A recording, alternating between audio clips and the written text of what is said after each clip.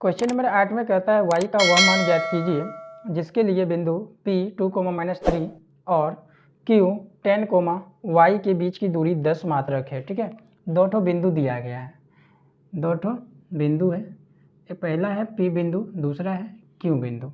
P बिंदु का जो निर्देशांक दिया गया है वो 2,-3 है और Q बिंदु का जो निर्देशांक दिया गया है वो 10, y है। ठीक है, और यहाँ से P बिंदु से लेकर के Q तक की जो दूरी है वो कितना है, 10 मात्रक दिया गया है। ठीक है, तो जो चीज़ दिया गया है उसको बढ़िया से लिख दीजिए। तो क्या क्या दिया गया है, बिंदु P पहले दे दिया है 2,-3, तो 2,-3 लिख दिए। उसके बाद Q बिंदु जो दिया गया है, Q बिंदु कितना दिया गया है, 10, y और लास्ट में क्या दे दिया गया है, PQ बराबर 10 मात्रक। ठीक है, इतना चीज़ दिया था, इतना लिख दिए, बस कुछ करना नहीं है। उसके बाद क्या करना है, PQ के बीच की दूरी 10 मात्रक है ना, तो PQ बराबर 10 लिख दीजिए, कुछ करना नहीं है। PQ के बीच की दूरी कितना है, 10 है, तो 10 दे दिए। उसके बाद इसका फॉर्मूला लगा देते हैं। डिस्टेंस फॉर्मूला क्या होता है, x2 - x1 का स्क्वायर प्लस y2 - y1 का स्क्वायर, ये होता है। अब बराबर में कितना है, 10 यूनिट्स। अब इसका मान बैठा दीजिए, सिर्फ क्या करना है, मान बैठा दीजिए। या तो डायरेक्ट स्क्वायर कर दीजिएगा दोनों साइड, तो रूट हट जाएगा। नहीं रूट हटना चाहते तो डायरेक्ट वहाँ से इसका वैल्यू लिख देते हैं। तो इसका वैल्यू लिखेंगे, x2 का मान क्या हो जाएगा, P वाला हो जाएगा x1 y1 और Q का पॉइंट जो होगा x2 y2 होगा। या तो इसको x1 y1 मानेंगे तो इसको x2 y2 मानेंगे। तो अब जैसे मान सकते हैं, तो कोई दिक्कत नहीं है। अब देखिए x2 क्या हो जाएगा, x2 10 है माइनस x1 क्या हो जाएगा, 2 का स्क्वायर प्लस y2 क्या है, y माइनस माइनस प्लस और y2 क्या हो गया, 3। तो ये हो गया बराबर 10। ठीक है, अब देखिए इसको कैसे करना है, रूट अंडर 10 का स्क्वायर 10 - 2 हो जाएगा, तो क्या हो जाएगा 8 का स्क्वायर प्लस ये हो जाएगा y का स्क्वायर प्लस 2ab, 2 गुना y गुना 3 यानी 2ab, तो 2 पहले से ab, y गुना 3, 3 दूनी 6, इसको डायरेक्ट लिख सकते हैं 6y प्लस 3 का स्क्वायर क्या हो जाएगा 9 = 10 हो जाएगा। अब देखिए इसको कैसे लिख सकते हैं, 8 का square 64 plus y square plus 6y plus क्या हो जाएगा 9 बराबर 10। अब इसको एक और कर सकते, एक स्टेप और बढ़ सकते हैं यहाँ से। तो 64 प्लस 9, तो y स्क्वायर वाला को y स्क्वायर को पहले लिख दो और उसके बाद 6y है तो 6y पहले और 64 प्लस 9 73 हो जाता है बराबर 10 हो जाएगा। ठीक है, अब दोनों तरफ स्क्वायर कर देते हैं। जैसे स्क्वायर करेंगे दोनों तरफ तो ये क्या हो जाएगा, रूट हट जाएगा। लिखेंगे चूँकि दोनों तरफ वर्ग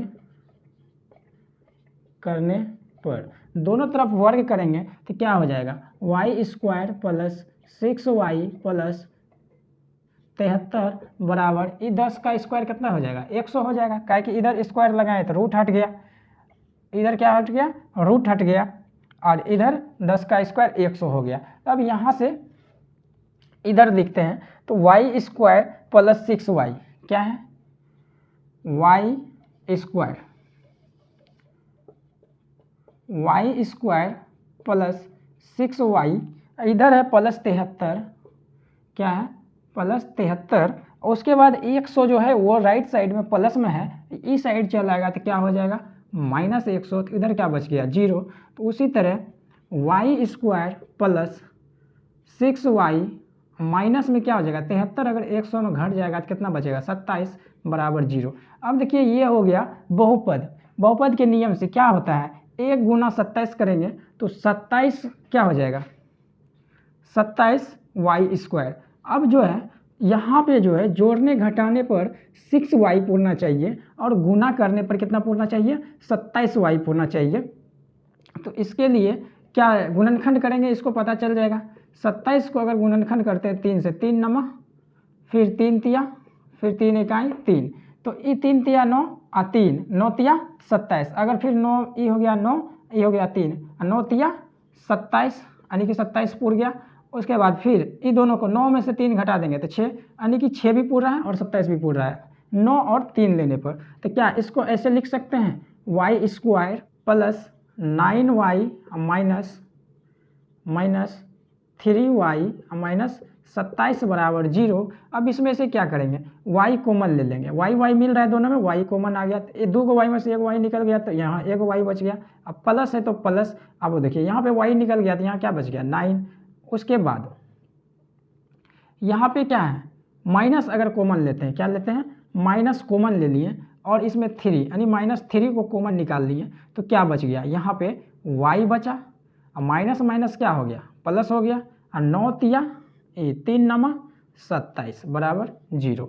अब देखिए यहाँ पे क्या हो जाएगा, एक हो जाएगा y माइनस 3 यानी कि ये वाला दोनों के बाहर वाला आउटसाइड वाला एक, फिर ये दोनों बीच का कोई एक ठो और ले लेंगे y प्लस 9 बराबर 0। अब दोनों को क्या करेंगे, ये दोनों किसके बराबर है 0 के इक्वल है, तो ये क्या हो जाएगा y माइनस 3 इक्वल टू 0, और ये हो जाएगा y प्लस 9 बराबर 0। तो यहाँ पर इसको लिख सकते हैं y बराबर क्या हो जाएगा 3, ये क्या हो जाएगा, ये हो जाएगा y बराबर -9, जो कि ये वैलिड सही नहीं होगा, यानी कि ये वाला y का वैल्यू 3 सही है। तो लिखेंगे, इसके नीचे लिख देना है, क्या लिखना है, अतः y बराबर 3 है।